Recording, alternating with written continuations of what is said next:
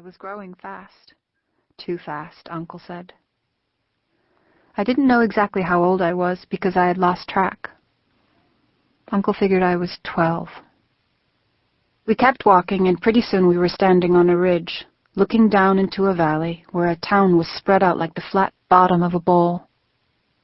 We could see tile and tin roofs of houses, and a big white church in the center of town. Nebach, Uncle said. It was a place I'd never heard of. He hadn't told me where we were going. Uncle got out his machete and hacked down a sapling at the side of the road. He trimmed it into a walking stick. We started the descent to Nebach, Uncle striding along, swinging the stick. The town had looked close, but the road down was long and winding. We got to a scattering of houses, and the dirt road fixed itself up fancy, just as a person would going to town. It became a street of smooth paving stones, lined with low houses painted in yellows and reds and blues. The sun was low in the west, and the day was getting cool. We stood in the dark shadow of the houses. I took my shawl off my head and wrapped it around me. Uncle held out his walking stick, and I took hold of one end of it. I had to. He was starting in on being blind. I didn't mind so much when he got to a town and turned lame or deaf and dumb.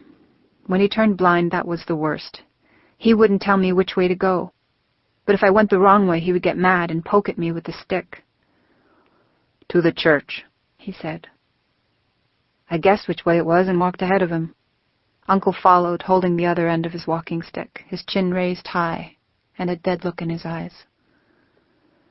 One day, we were in a town where I saw a girl helping her father who was really blind, but you could hardly tell it. They walked side by side, talking and sounding so happy, the father just lightly holding her arm.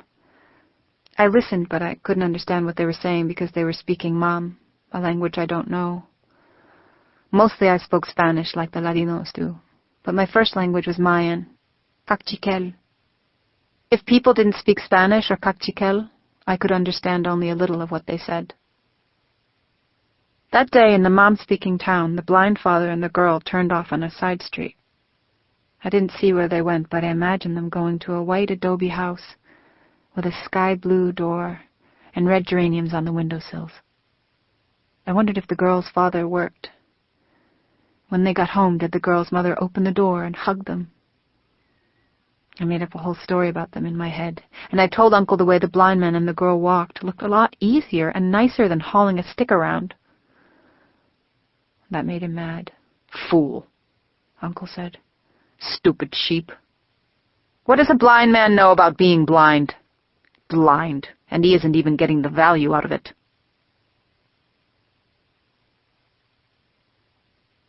Chapter 2. The Plaza. The narrow street we were on led to the plaza at the center of town, with the white church looming over it. Above the church I could see way up to the green mountains and the road where we'd come down. Curls of white fog on the mountainsides were spinning themselves into a blanket and drifting toward town. The plaza was crowded with people, almost everybody Mayan. The men wore Ladino clothes, jeans, factory-made shirts, and light jackets. The women and girls had stayed with the old ways. They wore hand-woven clothes, huipiles all in red, but embroidered with other colors, and ankle-length red cortes wrapped around them and fastened with wide embroidered belts. My own blouse and skirt had been woven in some different town. I didn't know which. Uncle had bought them second-hand. When I was little, I'd had clothes that were mine first-hand, made especially for me. I'd watched my mother weave them. But those clothes I'd long ago outgrown, and Uncle had sold them. He was looking around at the people in the plaza now, but pretending not to. All the children stayed close to their parents, holding their mother's belts or their father's hands, and the hands of little brothers and sisters too, so nobody would get lost. In a family, everybody is connected. I wondered if Uncle and I were connected like that, held together with something besides his walking stick. Maybe we were. Maybe we just didn't know it. The babies were riding against their mothers' backs, fastened in their mothers' shawls. They had on red bracelets and red wool caps to protect them from the cold night and from the evil eye. sometimes a person will envy a woman for having a beautiful baby and make the baby sick just by looking at it. To prevent that, the littlest babies were completely hidden, just tiny round shapes inside the soft wool of their mother's shawls. Was I carried like that once? So close to my mother. Uncle cleared his throat and twisted the stick in his hand, signaling me to hurry up and cross the plaza. We got to the center of it, where there were lots of food stands with snacks. I walked as fast as I could down the aisle between the stands. Parents pulled their children near to let us pass. Orange juice sellers were squeezing fresh juice into glasses and washing used glasses in big buckets of water on the ground. Other vendors cooked little steaks and ears of corn over charcoal fires and simmered plantains with sugar and cinnamon bark in big pots. Somewhere I could smell fresh potato sticks cooking in hot oil. Uncle poked me to keep me walking. We passed a table with little brown paper bags of potato sticks set out, a plastic squeeze bottle of green hot sauce in the middle of them. Then came an open space, and after that the church, with concrete steps leading up to it and huge, wide-open wooden doors. 4 steps, I told Uncle, as if he couldn't see them for himself. He climbed them and sat down as if he wasn't sure where the ground was, took off his hat and the carrying strap, and opened up the black suitcase. He got out the gray plastic begging bowl and set it down between us. When we were on the road, Uncle was a man you would hardly notice, with his simple white shirt and black pants and his eyes cast down. But once he sat in front of a church or at the edge of a market to beg, he changed. It was as if he reached into the air for a thick coat of goodness and pulled it around himself and made himself bigger. You couldn't walk by him without noticing his humility. You would think he was a man who would never quarrel with anybody, and even if someone insulted him, he was so humble, the insult would wash right off him. You would think he was a sober man, and if you gave him money, he would never use it to get drunk, the way a lot of beggars do.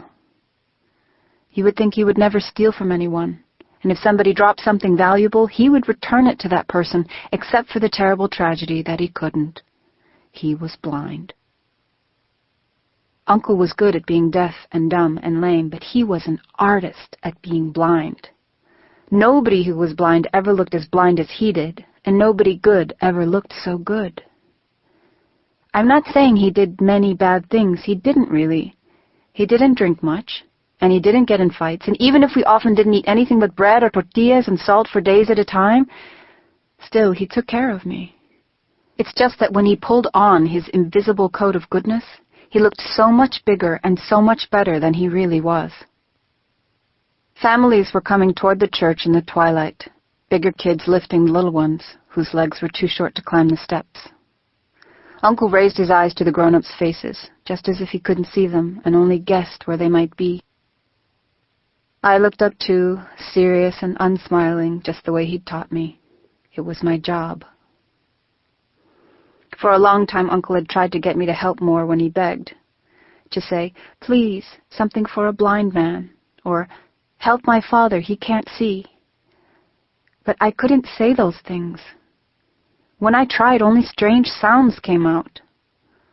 Uncle scolded me. He said those sounds drove people away, but I couldn't stop. So finally he said I didn't need to try to do that job anymore. When I was little, I did better. Then I lived with my family, and my mother gave me my tasks. The first job she gave me was to be honest and not to say bad words. Then to hold thread for her when she was weaving. To carry small logs to the cooking fire. To sweep the floor. To throw corn on the ground outside to feed the chickens. To chase them if they got into the garden. To open the door for my father when he came home at night and give him a happy greeting. Jobs are very important in families. Everybody has to do the jobs right so a family can survive. At every mealtime before my family ate, we each thanked one another for helping to make that meal. Later, when I got used to being with Uncle, I wanted to help him with jobs too, but I couldn't do any of the ones I knew. There was no door to open. I couldn't sweep because there wasn't a floor. There wasn't a chicken to chase or a flower or a carrot to protect. Sometimes at meals I tried to thank Uncle for his work, but he acted as if he didn't hear me.